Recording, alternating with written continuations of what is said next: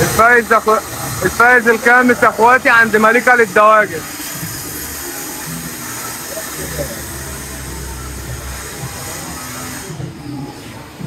الفايز الخامس يا اخواتي عند ملكة للدواجن اللي هيظهر قدامكم على الشاشه صاحب الاكونت ده. شروط المسابقه اخواتي عشان الناس اللي اول مره برضك تعرف شروط المسابقه. شروط المسابقه بتعمل اشتراك في القناه، بتدوس لايك، بتعمل 3 كومنتات ورا بعض كاتب فيهم ابو مليكه بتاع الفراخ المعسله. دي شروط المسابقه. كل يوم بختار مثلا كومنت مطبق الشروط صح. اخواتي اللي بتنسى تعمل اشتراك تعمل اشتراك اول حاجه في القناه وتفعل الجرس. كل يوم بختار كومنت بنزله في فيديو. كده فاضل 15 كيلو بانيه ل 15 حد فايز معانا، يعني كل واحد بيكسب كيلو بانيه.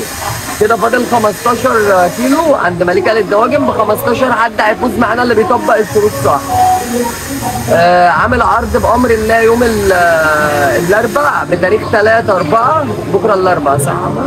بتاريخ 3/4 اخواتي 5 كيلو وراك ب 470 يقف الكيلو ب 94. وعامل عرض على البانيه 2 كيلو بانيه 370 يقف الكيلو ب 185. عامل عرض على الفراخ الوسط اي فرخه مثلا من اول 140 150 160 الفرخه الواحده عليها خصم 10 جنيه. لو خدت 4 فراخ بنحط واحده هديه عليهم محبه في رسول الله. ده اخواتي الفايز الخامس عند ملكة للدواجن اللي هيظهر قدامكم دلوقتي.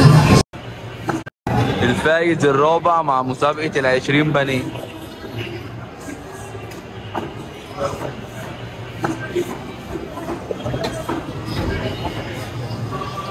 اخواتي بقى تطبق الشروط صح، بتكون عامل اشتراك في القناه، بتعمل لايك، بتفعل الجرس، بتعمل 3 كومنتات ورا بعض ابو مليكه بتاع الفراخ المعسله من غير ما حد يقطع، من غير ما حد ما يقطعك في النص. بنزل فيديو على التيك توك كل يوم مثلا يا جماعه بعلن عن الفايز. بدخل على اليوتيوب بنزل الفيديو هنا. الفيديو ده اللي انا بسحب منه الفايز السادس ان شاء الله. سادس واحد هيكسب بسحبه من الفيديو ده من الناس اللي بتبقى مطبقه الشروط. من على اليوتيوب. من على اليوتيوب بنزل الفيديو هنا كل يوم بنزل فيديو على اليوتيوب.